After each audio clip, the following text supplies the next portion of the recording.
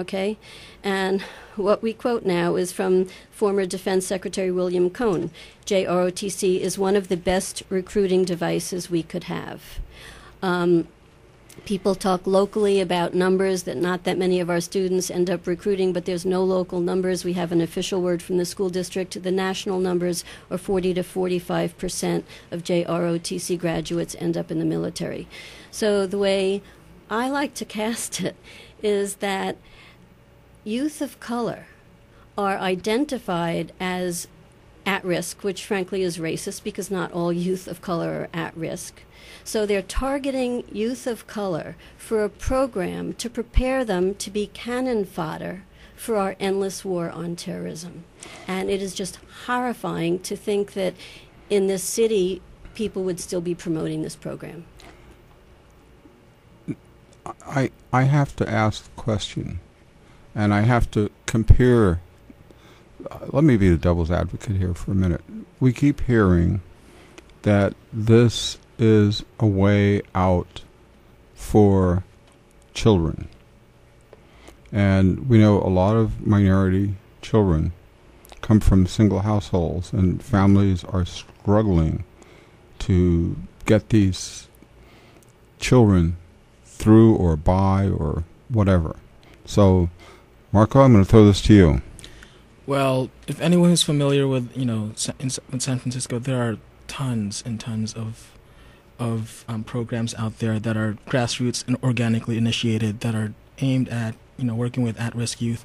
Off the top of my head, I can think of United Players, for example. They've been really effective and well known in doing gang violence prevention, and they're in the schools, unofficially even, without any kind of funding or pay, and they're doing the work that they're doing far more effectively than JROTC.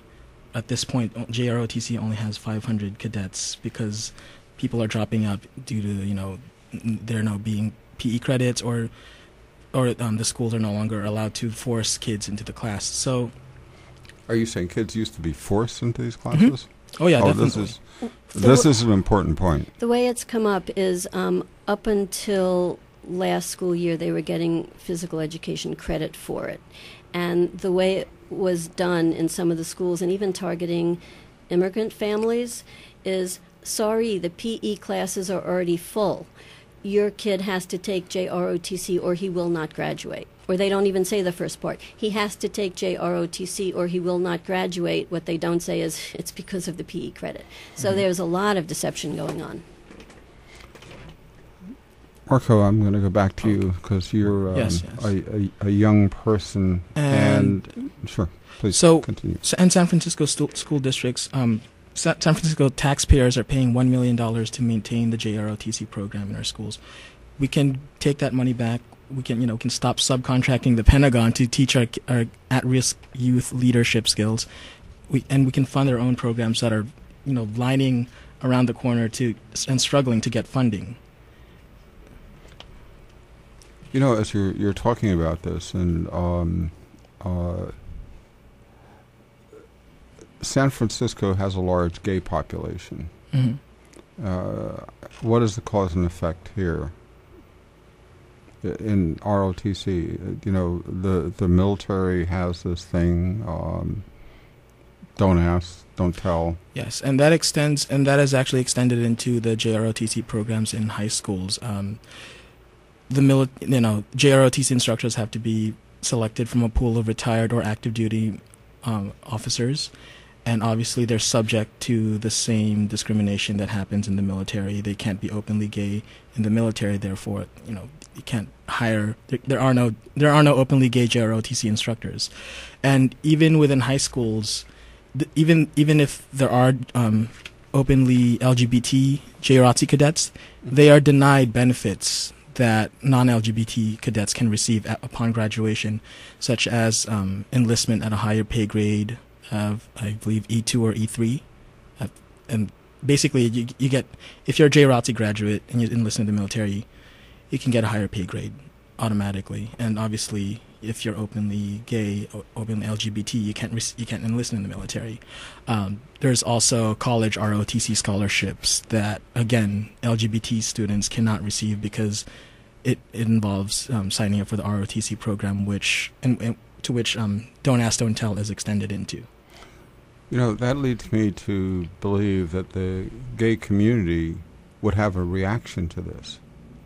And do either one of you want to explain the reaction?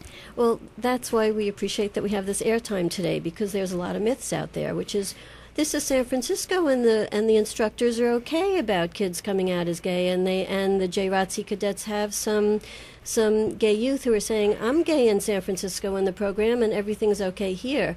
Well, everything might be okay here in San Francisco within the bubble. However, as Marco said, the instructor could not be openly gay or he would never have become an officer. And number two, once you leave this bubble and move into the officer ranks, you have to be closeted. So it's really, as we get the word out, people see that it's clearly the military is clearly a homophobic institution.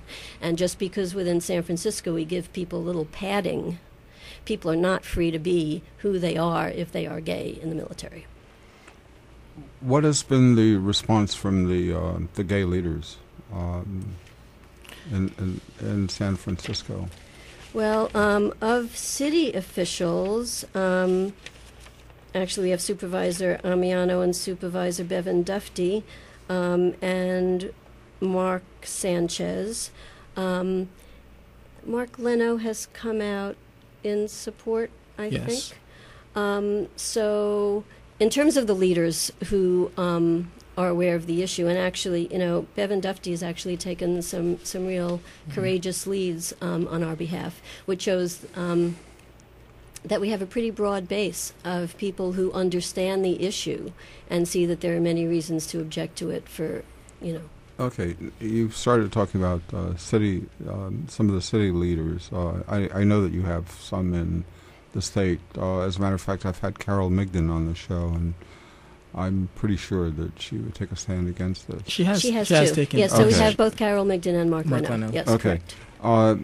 School board or potential school board members, candidates, etc. So we are not making any endorsements, but what has come out publicly is there are three of the viable school board candidates who have come out against the program. And again, the issue might come back to the school board, so people need to know that the three most viable school board candidates who have taken a public position against JROTC are Bobby Lopez, Sandra Fewer, and Kimberly Wyckoff. Good. Norman Yee is also running, and he voted to eliminate the PE credit for the program. So I would think it should not be interchanged, so students are not forced in any sense at all into something. But it's better that if it's not there, than even the ability for some counselors or teachers to take advantage of that.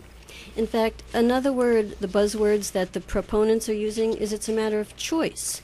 And if the students want this, what's wrong with them choosing? Well, hold it. Let's back up a little bit, Riva. You were just telling me that if people needed PE credits and that door was closed, the only way they could get to it was through enrolling. So that doesn't sound like it's a 50-50 opportunity. It sounds like it's a loaded balance to force somebody into a program, especially a youth, children. Okay, am I correct?